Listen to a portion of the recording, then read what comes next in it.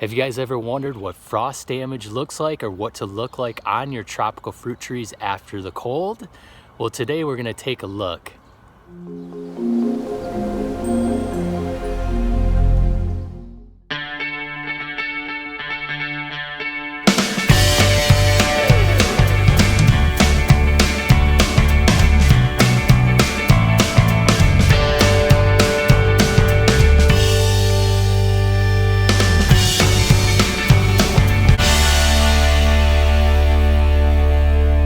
Hello everybody, Joe here with Garden of Luma. I am in the Phoenix, Arizona area, an outskirt of Phoenix, Arizona, and it is zone 9B. We have been extremely cold for this time of the year. We have been in the mid 20s to low 30s for lows for about 7 straight days. So it's gotten really cold here, unusually cold. Typically I dip about 30 to the upper 20s in my yard, maybe a couple times a year, but this has been a long stretch of cold here. So I want to show you guys some of the after effects, and I'm going to give you guys a warning here: viewer discretion advised for brutality against plants here, some disturbing images. All right, so here is my papaya, and obviously you can tell there's been some damage. It has not liked our cold nights at all. And you can see here by the brown, droopy, dead looking foliage, this guy took quite a beating. So I'm not sure if this will recover or not. We'll see. I mean, I'll let it go until the spring and see what happens here. The trunk still looks okay, so we'll see what happens. But overall, it looks pretty beat up. I did nothing to protect this guy at all. Last year, I hung a shop light up top there, and that seemed to just provide enough warmth for the cold nights. But like I said, this was unusual, a long stretch of cold here, and typically it's only maybe a couple nights that it dips into the upper 20s, low 30s. So there you go. That's what cold damage will look like on some tropical trees, that brown droopy look there. So let me show you a couple other things. All right, here's my Indonesian seedless guava. And as you can see here, definitely some damage going on. And cold damage, frost damage shows up a little bit different on different trees. So this one here, you can see the leaves definitely look pretty crispy, you can tell there. But they're more of just a pale green look to them. So they aren't like brown or black like you might see some of the time on some trees, like the papaya I just showed you, and another tree I'll show you here in a second. But these just look like a pale green color and really dry and beat up. But underneath here is still a lot of good growth down below. So the top protects that undergrowth here. So this tree, this guava tree, I'm not too concerned about. It will bounce back in the spring. All this dead stuff will drop off and then new stuff will shoot out. So yeah, as you can see there, still pretty good down there below.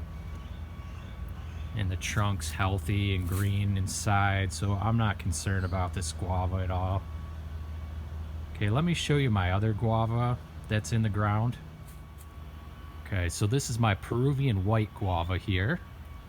And again, I did not cover or protect the guava trees that I have in the ground. I have so many other things I was protecting and running extension cords and different things to you that I'll show you here in a second. So the guavas just kind of got left on their own here. But see, again, down below you can see a lot of that good growth underneath here, and it's more the outer, the tops here you can see are pretty burnt up and beat up, but inside is green and will be fine. So this happened last year too as well, and it actually looks better this year than it did last year.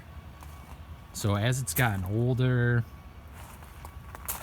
I think it's been able to withstand more, because last year, like I said, it only dipped into the upper 20s a couple times, and this entire tree pretty much turned brown.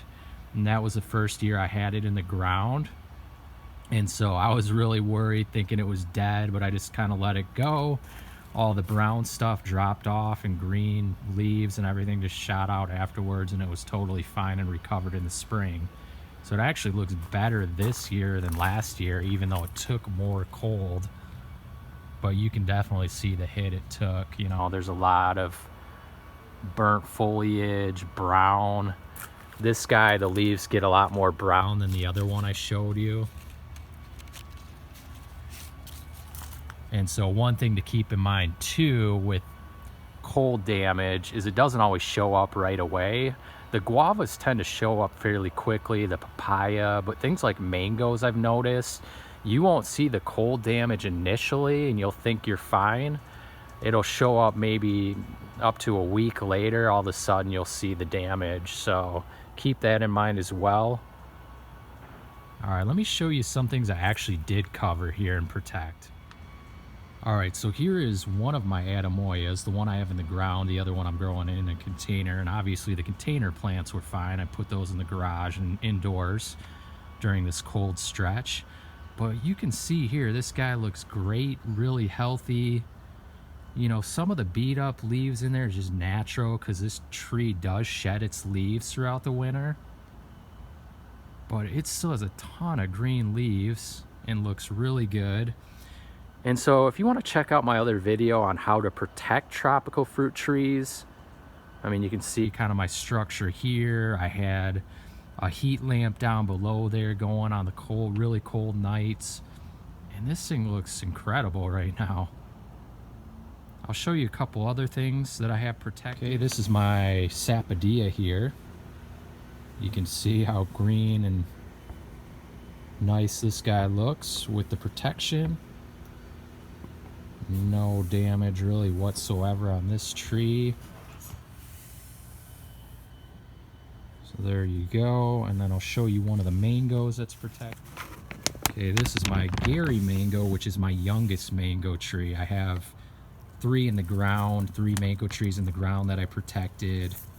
You can see how good this guy looks. And then I have a carry in a container that I obviously brought inside, and that's fine. So there you go.